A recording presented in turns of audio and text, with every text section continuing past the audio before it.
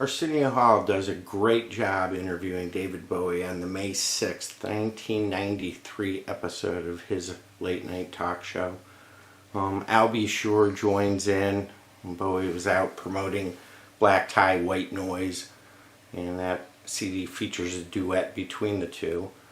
Part 2 of this posting, you'll see 3 songs by Bowie, and one of them being that duet. But this interview's great.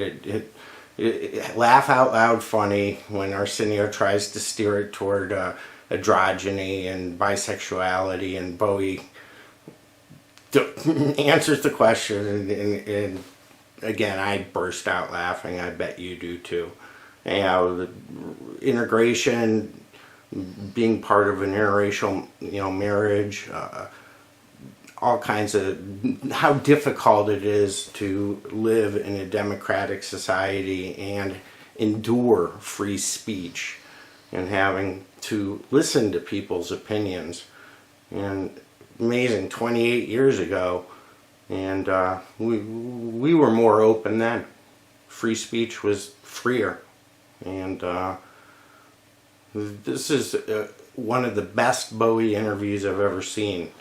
So kudos to Arsenio. And he and Bowie connect on a charitable basis as they talk about having parallel community centers in impoverished areas that Bowie contributed to Arsenio's crack house. He converted into a community center in LA, and Bowie had done a similar thing in Brixton, England. And so Bowie has a great line talking about how important it is for to be a have and addressing the have-not situation, as he put it. And again, phenomenal interview. I'll stop droning so you can hear them talk and they go on for 17 minutes, so I'm nowhere near that. Yes, trailblazing with late-night television technology. Oh, thanks for coming back, man. It's a pleasure to have you. Thank you very much. It's great to be on the show again. Here's what the CD looks like. And, yeah. Yes. Yep. Wow, Black Tie, White Noise. I wanted to lean back, but I got this backpack on from the, I can't look informal. Do you mind if I look fairly...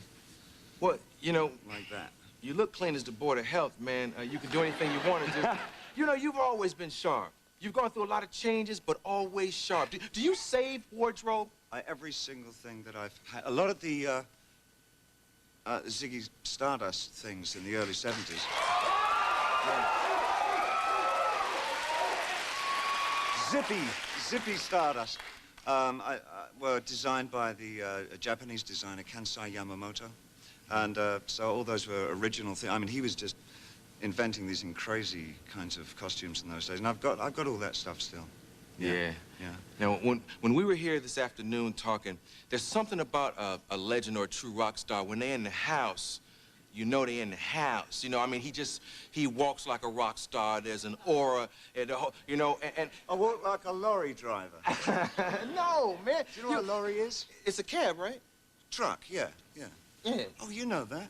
Well, I haven't traveled much, so but English, but, I didn't know if anybody knows. Yeah, I walk like a lorry driver. You know what else I've learned? I'd like to walk like a lorry driver. Well, because it's a macho thing, right? No, because Presley was like a tractor. Oh. Well, you are the English Elvis Presley. Not when you can only be a lorry driver. When you can be a truck driver, you can be Elvis Presley. If you're a lorry driver...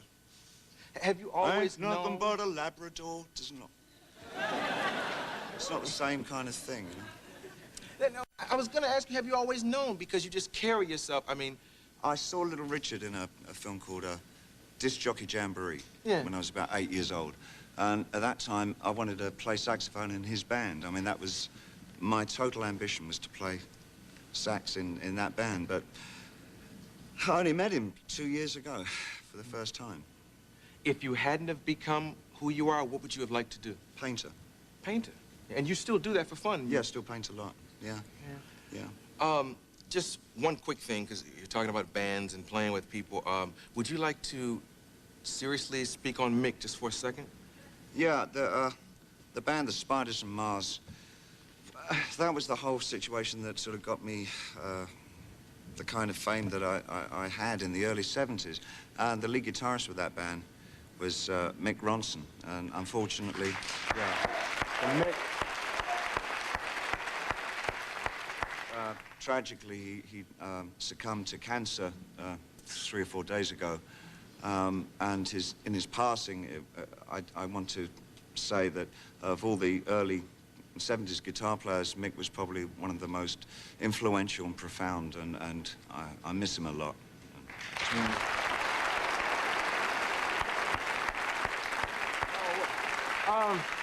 How's the wife? Is she around here? She's in the green. Where's your camera? Hi, darling. Yeah, she's probably hanging out back there somewhere. She's hanging out back there, yeah. You're very much in love, I can tell. Yeah, I'm over the moon. Deliriously. I'm so happy. People want to strangle me most of the time.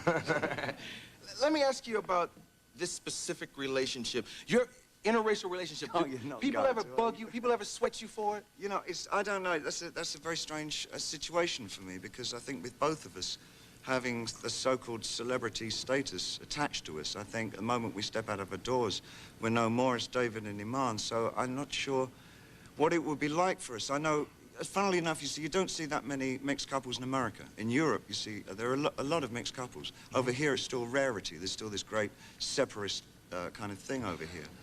So I don't know what it would be like for us if we weren't kind of known in our own right. You get the odd snide remark, but nothing of any weight, you know? Yeah. It doesn't bug you, though? It would do, yeah.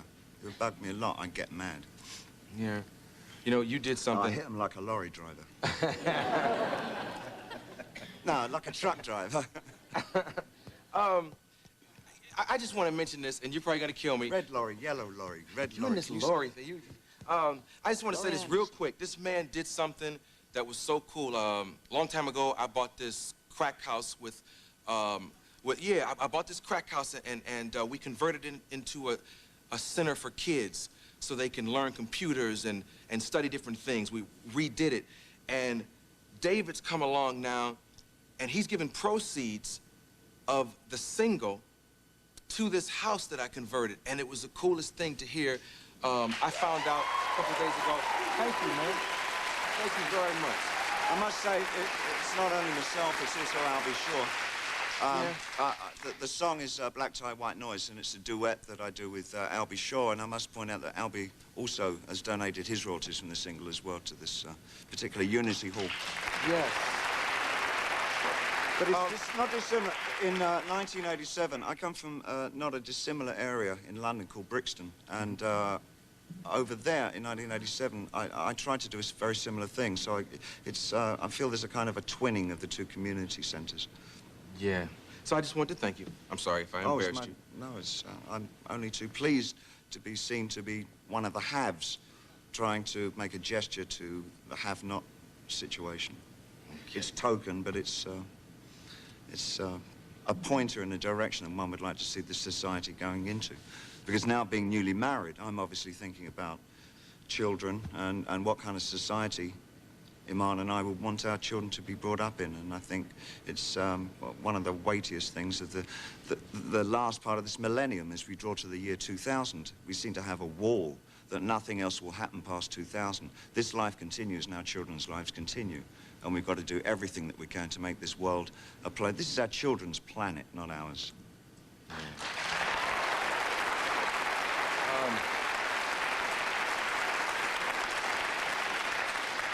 You lived a wild young life. Do you ever look... I lived a wild and reckless youth, Arsenio. Yeah. I'm sorry. Now... Nobody? Oh. You're alive and healthy, though. Do you ever look at It's about drag, I bet. Well, no, it's about the casualties. I mean, we've seen so many of our heroes fall by the wayside. You know, I mean, do you look and say, thank God, I made it? Yeah, I think the Serenity Prayer is something that keeps me back onto that course. Yeah. Very much so, yeah. Yeah, I was very lucky. Now, we can talk about androgyny and bisexuality. Drag, I mean, now the drag all questions, that. right? Now, you kind of, it would be fair to say you dabbled in the 70s in a lot of interesting things. Never as much interest in it as you have, Arsenio.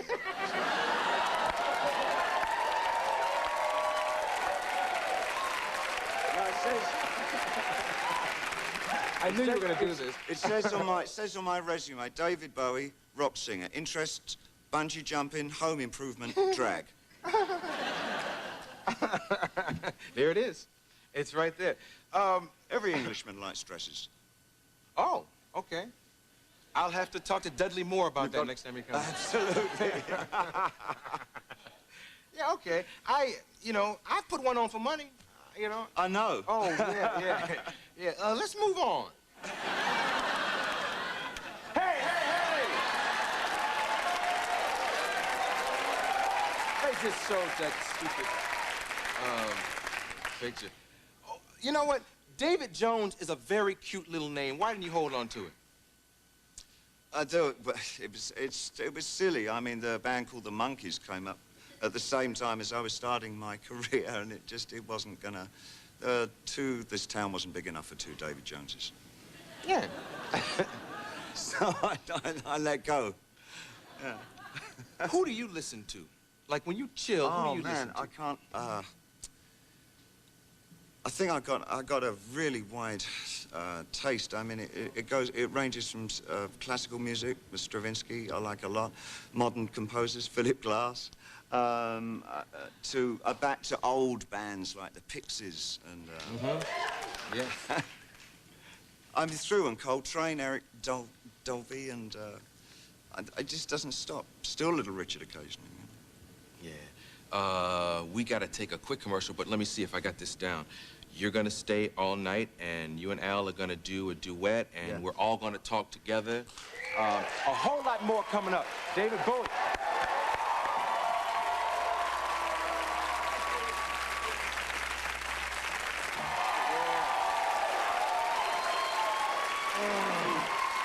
Yeah. That's in the house. Oh, man. It's funky like doo-doo. Funky like doo-doo. Wait, hold on. Did you hear what he said? What? It's dope and stupid. Now, where did you get that from? How did y'all meet? We have a mutual friend. I wrote the song for the album. It was one of the hardest songs to write because I don't usually write in a narrative form. When I've written it, I really wanted to do it as a duet. And our mutual friend said, listen, get Al along, see if he likes the kind of thing you're doing on the album, give him the lyrics and see if he has the same kind of, at least some kind of empathy with the sentiment expressed, and he did, fortunately, and so we got together and sang it. So it's a real new relationship, you know. Actually, we were like hanging out in Switzerland and came over for dinner. It's a ski baby. Oh, yeah, you know. I didn't know you was into that. Oh, yeah. Bungee jumping. You can cross the drag off of me, though.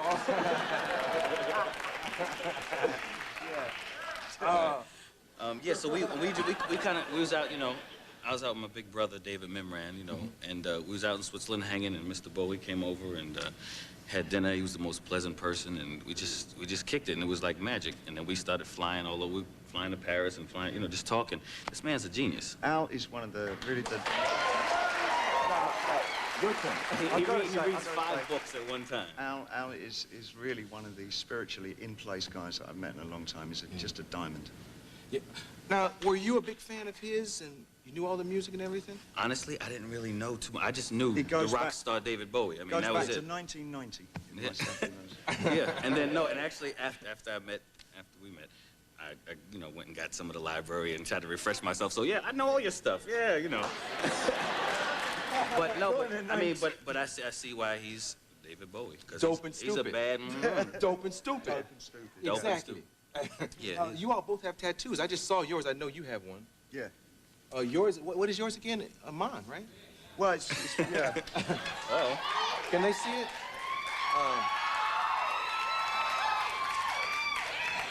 Too slow, he can't. Iman has one of a little knife, Bowie knife, on her ankle. This one, it basically is to Iman, and it's also the Serenity Prayer. Okay. Well, that's that's cool. true love. In Japanese. Tattoo is true love. That's saying we're gonna be together forever. Yeah. Oh, yeah. Oh, Because all you saying right here is I want to do music I forever. want to do music, you know. I do. That's it. I love it. When you gonna get married, though? You got to do that. Look at me talking. Oh, man. So, how's Mom? Mom is fine. Mom, she asked about you. She asked about you.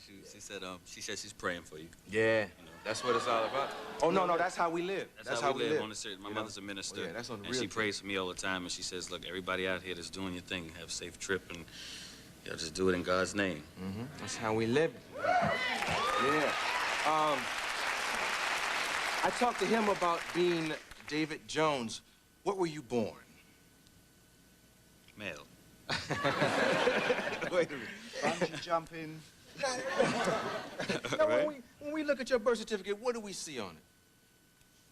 Other than male. Male, wow.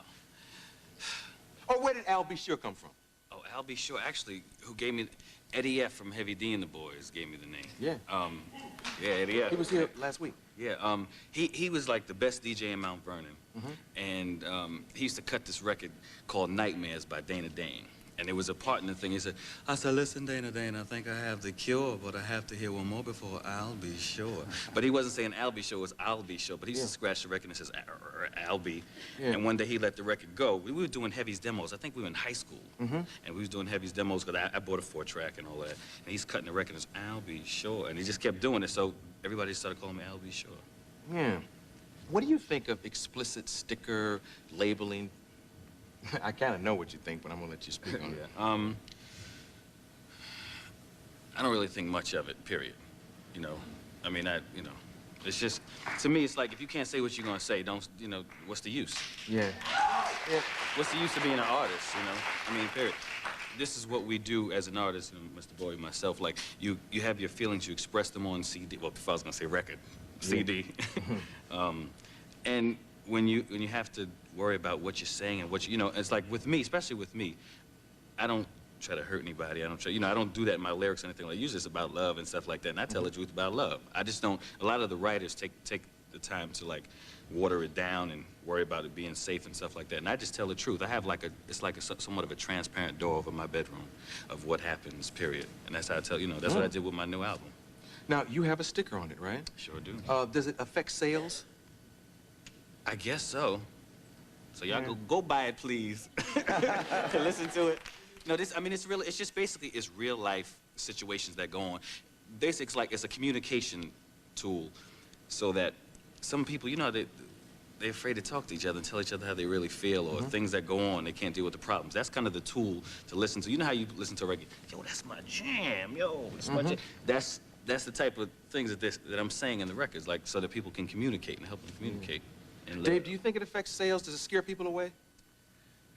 I think my entire feelings about it is that if we've opted for a democratic society, then we have to accept what goes with it. And we're going to hear a lot of things that we don't like and a lot of things that we do like. We must be free to express ourselves, and if we don't like that concept, we have to change the way we've opted for. We've opted for a democratic society. No one said it would be easy or pleasant.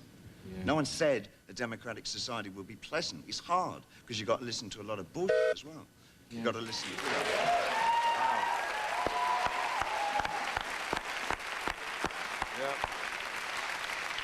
And I'm not gonna bleep. I'm leaving in the show. Can I leave it?